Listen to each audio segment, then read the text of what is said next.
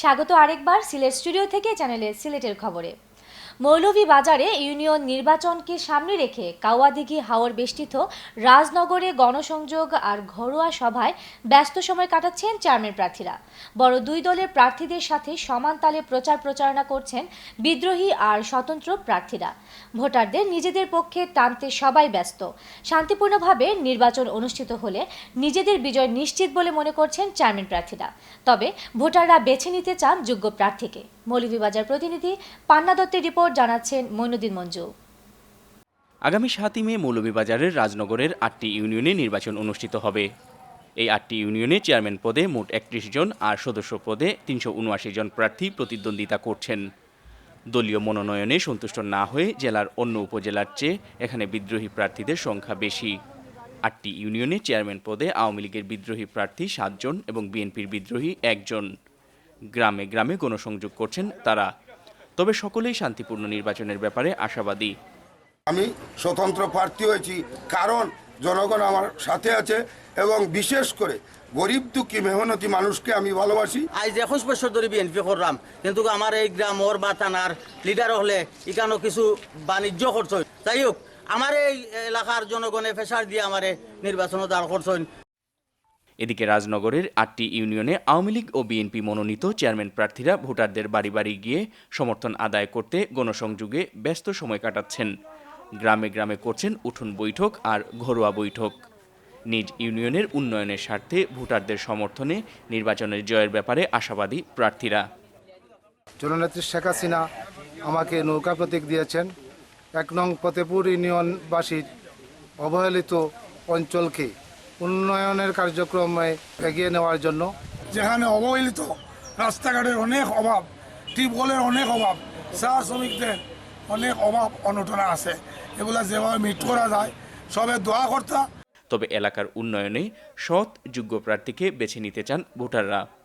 সৎ এবং যোগ্য একজন ভালো মানুষকে আমরা ইনশাল্লাহ জয়যুক্ত করব। এই এলাকার উন্নয়নের স্বার্থে যে কাজ করবে তাকে আমরা নির্বাচিত করবার জন্য আপ্রাণ চেষ্টা করছি। আমরা রাস্তাঘাট ঠিক করিয়া দিবা, এরপরে কারেন্ট ঠাঙ্গা দিবা, এই প্রার্থীরা আমরা আমরা যে উন্নয়ন করতে পারবে আমরা তাকে ভোট দিব। ইউনিয়ন পরিষদের স্বচ্ছতা আর জবাবদিহিতা নিশ্চিত করতে সুষ্ঠু নির্বাচনের মধ্য দিয়ে যোগ্য জনপ্রতিনিধি বিজয়ী হবেন, এমনটাই প্রত্যাশা ভোটারদের। Moinuddin Manju, channel S news desk.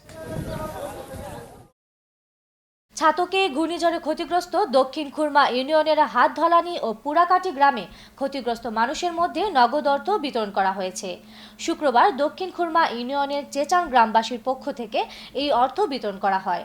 গ্রামের মুরব্বিয়ান ও যুব সমাজ মিলে ঘূর্ণিঝড়ে ক্ষতিগ্রস্ত মানুষের লণ্ডভণ্ড বাড়িঘর ঘুরে দেখেন এবং তাদের সাথে কথা বলেন। পরে ক্ষতিগ্রস্ত মানুষদের মধ্যে নগদ ২ লক্ষ টাকা প্রদান করা হয়। নগদ অর্থ বিতরণকালে দাতারা দেশ বিদেশের দানশীল ব্যক্তিদের এই সব ক্ষতিগ্রস্ত মানুষের পাশে দাঁড়ানোর জন্য উদ্যত আহ্বান জানান। নগদ অর্থ বিতরণে উপস্থিত ছিলেন চেচাং গ্রামের দক্ষিণ খুরমা ইউনিয়ন আওয়ামী লীগের সভাপতি রুহুল আমিন তালুকদার, AKM হাসান তালুকদার, বখতিয়ার হোসেন তালুকদার, মুহিবুর রহমান তালুকদার টুনু, ইলিয়াস মিয়া তালুকদার, দুলন মিয়া তালুকদার, রুহেল মিয়া তালুকদার, তারেক মিয়া তালুকদার, মুন্না তালুকদার সহ গ্রামের মুরব্বিয়ান ও যুব সমাজ উপস্থিত ছিলেন।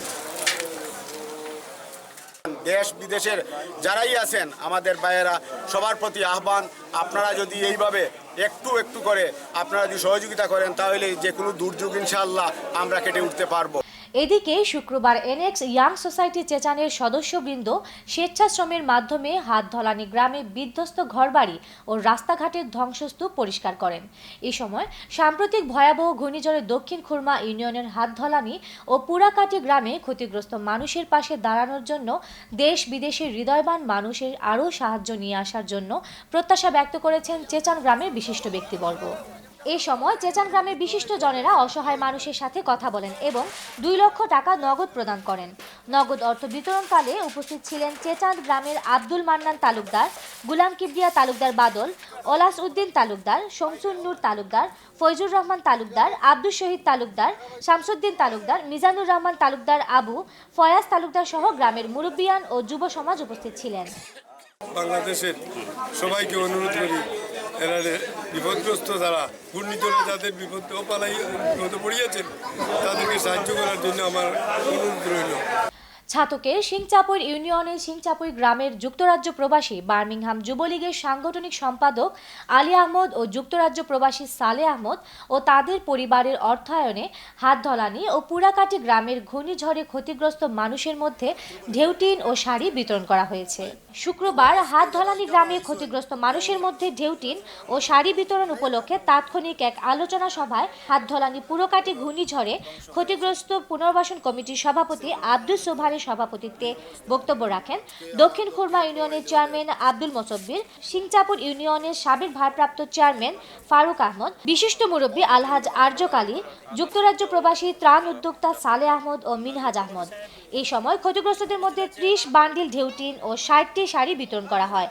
পরে দাতারা হাতধলানি গ্রামের ক্ষতিগ্রস্তদের ঘরবাড়ি ঘুরে দেখেন এবং হাতধলানি গ্রামের অলৌকিকভাবে বেঁচে যাওয়া 4 মাসের শিশু কন্যা জামিলা আক্তার লাকিকে নগদ 2000 টাকা এবং তার মাকে একটি শাড়ি প্রদান করেন। Try to help them people. They desperately needed food and desperately need everything. তো আহ্বান জানাচ্ছি প্রবাসী ভাইদের কাছে এই ঘূর্ণিঝড় ও ক্ষতিগ্রস্ত মানুষের পাশে এসে দাঁড়ানোর জন্য। সিলেট 2 আসনের সাবেক এমপি ও জেলা আওয়ামী লীগের সাধারণ সম্পাদক আলহাজ শফিকুর রহমান চৌধুরী বলেছেন, দেশে প্রবাসী বিনিয়োগ বাড়লে বাড়বে কর্মসংস্থান, কর্মসংস্থান বাড়লে কমবে বেকারত্বের পরিমাণ। তাই দেশে প্রবাসী বিনিয়োগ বাড়াতে আমাদের সবাইকে ঐক্যবদ্ধভাবে প্রবাসীদেরকে উৎসাহিত করতে হবে। তিনি আরও বলেন, প্রধানমন্ত্রী শেখ হাসিনার নেতৃত্বে দেশের সকল ক্ষেত্রে সমভাবে ব্যাপক উন্নয়ন কর্মকাণ্ড বাস্তবায়িত হচ্ছে। প্রবাসীদের সুযোগ সুবিধা বৃদ্ধির জন্য সরকার নানান কর্মসূচি গ্রহণের পাশাপাশি রয়েছেন সর্বদা আন্তরিক। তিনি সিলেটের বিশ্বনাথের যুক্তরাজ্য প্রবাসী দারা মিয়ার বিনিয়োগে নির্মিত তজিমুল্লাহ কমিউনিটি সেন্টারের উদ্বোধনী অনুষ্ঠানে প্রধান অতিথির বক্তব্য রাখেন।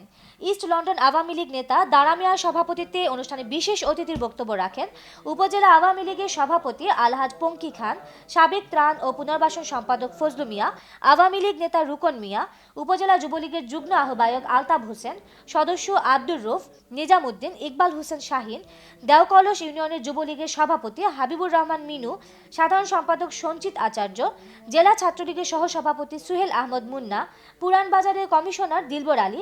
অনুষ্ঠানে মিলাদ পরিচালনা করেন মাওলানা আব্দুল মুমিন ও দোয়া পরিচালনা করেন হাফিজ আব্দুল কুদ্দুস।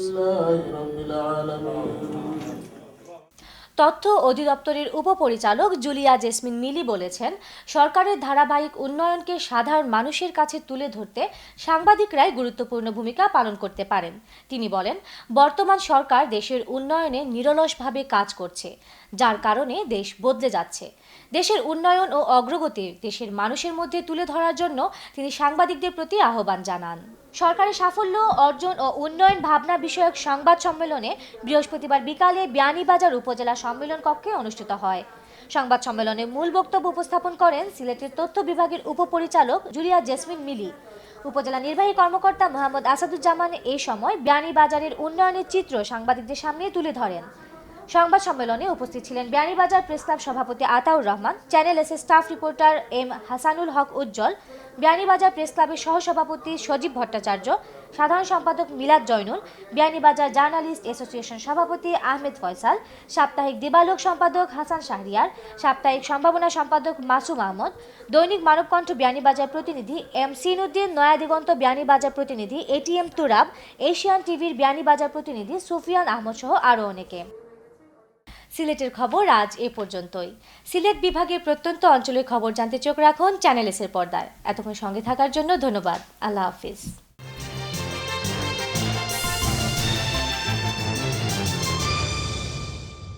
আমানুল্লাহ কনভেনশন সেন্টার আপনার উৎসব আয়োজনকে সুষ্ঠু ও সুন্দরভাবে সম্পন্ন করতে সিলেটে এই প্রথম আমরা নিয়ে এসেছি আন্তর্জাতিক মানসম্পন্ন কনভেনশন সেন্টার। 21,000 স্কয়ার ফুট জায়গা জুড়ে এতে রয়েছে সেন্ট্রাল এসি, 800 ডাইনিং ও 500 ওয়েটিং ক্যাপাসিটি, 120টি car parking, electric service station, automatic generator, close circuit camera, double kitchen, catering ও quality service staff, event management, বিয়ে, গায়ে হলুদ, জন্মদিন, অফিস কনফারেন্স সহ যে কোনো জমকালো অনুষ্ঠানকে সুষ্ঠু ও সাবলীলভাবে সম্পন্ন করতে আমরা সবসময় প্রস্তুত। Amanullah convention centre, Arambagh, MC college road, Sylhet. Karimullah গ্রুপের একটি প্রতিষ্ঠান।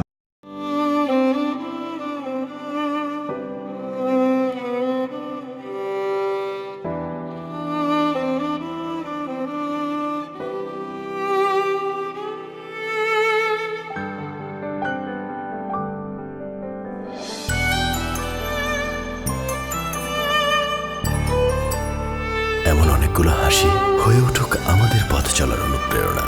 North east cancer hospital, world class cancer treatment in Sylhet.